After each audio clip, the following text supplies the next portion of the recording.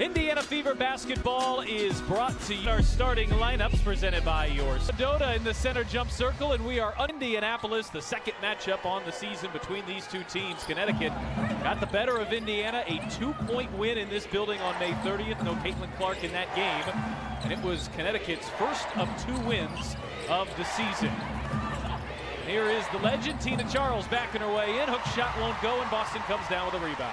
A couple of things that Indiana wants to do, and that is play with pace. They are better when they're playing up-tempo, and that's not just the 94 feet, that's their cadence in the quarter court as well. Here is Clark from the mid-range, shot too strong. I'll say that was out of bounds off Charles last. At 2B, they were playing the slowest pace when they didn't have her.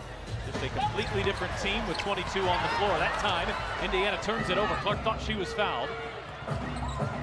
Look how quickly you got to match up with Mabry. She can fire in transition as well. He's coming off a 26-point performance when these two teams last matched up. Connecticut fell in Chicago in their last game on Sunday. That was a 12-point loss to the Sky. As Hartley steps back and misses, Connecticut has opened up 0 for 3.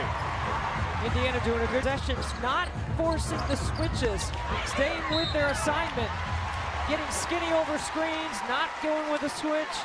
Good job defensively. And Natasha Howard draws the foul. And then you got to know what the schemes are. And right now, Stephanie White's team did a really good job, locked in tough at shoot-around this morning, and did a really good job in the first couple possessions. An area of concern, of challenge in the early season for the Fever, the free throw line. Good to see Natasha Howard knock down a pair. The Fever enter tonight. The league's worst free throw shooting team is 69%. They've got good shooters, and you can only imagine that is on its way back to normalcy here soon. Here is Charles feeding inside. Nelson Adota catches and finishes. That's just a size advantage at 6'5". Nelson Adota getting smaller defender in Lexi Hall. Tonight is the quarter pole of the WNBA season. Game number 11 of a 44.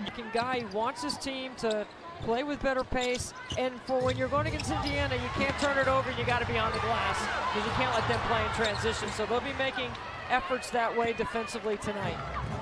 A rare miss at the rim for Aaliyah Boston, the league's top field goal percentage shooter in the WNBA, but it's Boston who comes up with the steal and the find to Howard.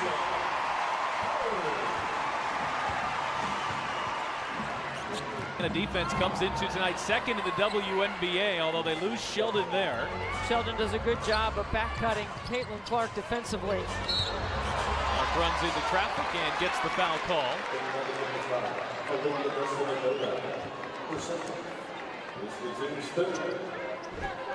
Head to the bench, Haley Peters is in as Mitchell attacking kick out, and Hull misses on a 3-ball. Indiana hit a franchise record 17 of them on Saturday. Here's Boston with tons of space working on Charles and gets it to go.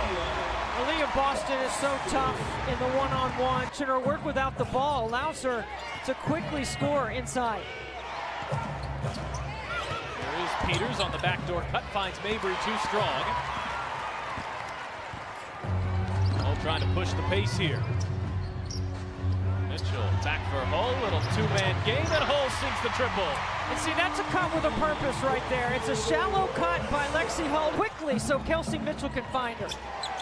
Hull knocked down 3 threes, a season high against New York on Saturday. She has her first here tonight. And that is where she finished a year ago as well. As Tina Charles knocks down the first.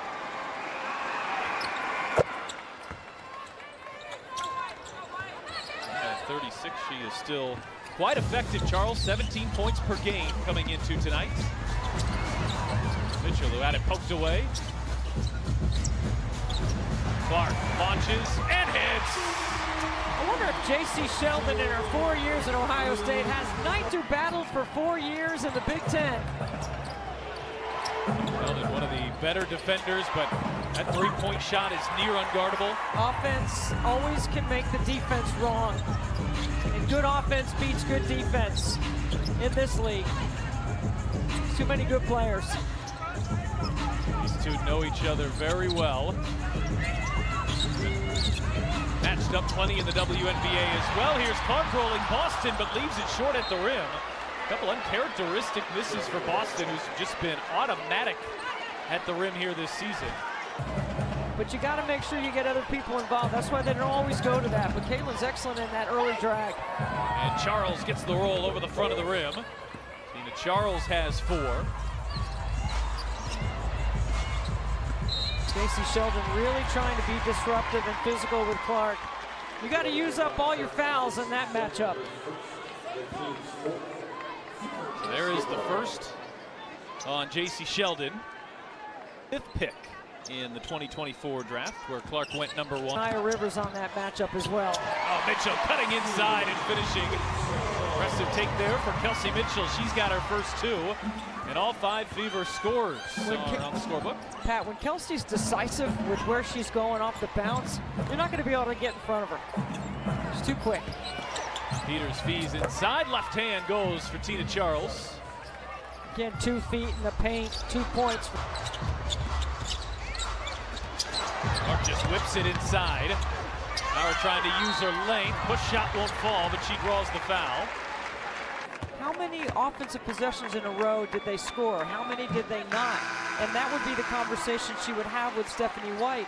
And then Coach White would ask her, well, what would you do? Who do you need to get the ball to? Where does the ball need to go? I think that's... Natasha Howard, 4 of 4 from the free throw line here in the first quarter. Early rest for Caitlin Clark. Boston will head to the bench as well. Cunningham and Colson in, so Stephanie White going smaller here. Mabry's got Colson pinned and knocks it down. Mabry, so tough in the league. An offensive foul called on Sophie Cunningham. Mark tier, we're a little hard to believe. You know what? When she comes across midcourt, you just got to be ready. And that stretches the defense so much because the posts run the floor so hard. Just really creates a lot of opportunity. Contact here behind the play as Mitchell and Sanaya Rivers got tangled up. This is 4-on-4 here. Cunningham launches, and her 3-ball too strong. Last time Cunningham was here against Connecticut was when she got hurt. Turned that ankle, missed 3 games. And here's Kelsey Mitchell. Mabry from way outside. She is a deep range shooter. Coming off a 22-point game in their loss to Chicago. Cunningham lost the handle. Lexi Hull over to the rescue. Hull on the drive. Hull gets to the rim. Shot too strong. Putback won't go. And a couple looks at it there. There's Lindsay Allen playing her first minutes tonight. Says Charles, 1 dribble and a finish. Yeah, Charles, with the small lineup on the floor, has an advantage. Well, Mitchell beats everyone back in on a made bucket. I'd go right back to Charles and see if they do. This is a small Fever lineup on the court. Rivers feed inside. Haley Peters with a left hand. Yeah, late on the weak side, that low person on the eye's got to be there to take that lob pass inside. It's a nice roll, though, by Peters. Connecticut, who comes into tonight last offensively. They've opened up 50% from the floor. Mitchell trapped in the corner. Got it to Howard.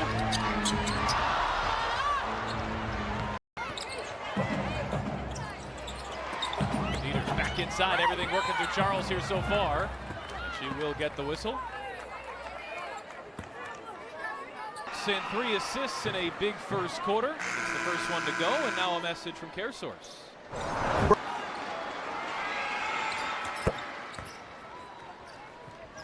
So Charles knocks a 6-point lead. They're briefly in the first quarter. Connecticut has this level at 18 apiece.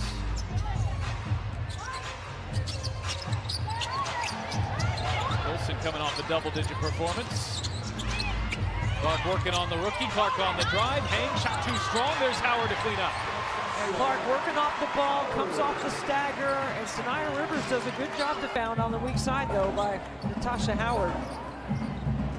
Excuse me, yes, Natasha Howard.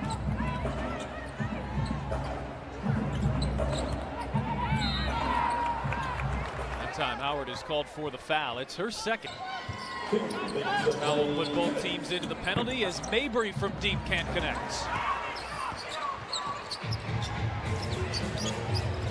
still looking for their first three-pointer of the game. Indiana's hit a couple. Clark has one of the two. Clark through a double team. Boston extra pass. Howard hangs, and Howard lays it in. That's Caitlin handling the double. Aaliyah Bosch vision and then being unselfish to make that extra pass to the weak side. Just pounding Mabry. Here's Rivers, who pops free and can't connect on the three. She hit 3 of those her last visit here. Rivers is an impressive-looking rookie out of NC State, but Boston on the other end finishes, and it's a 6-0 run for Indiana.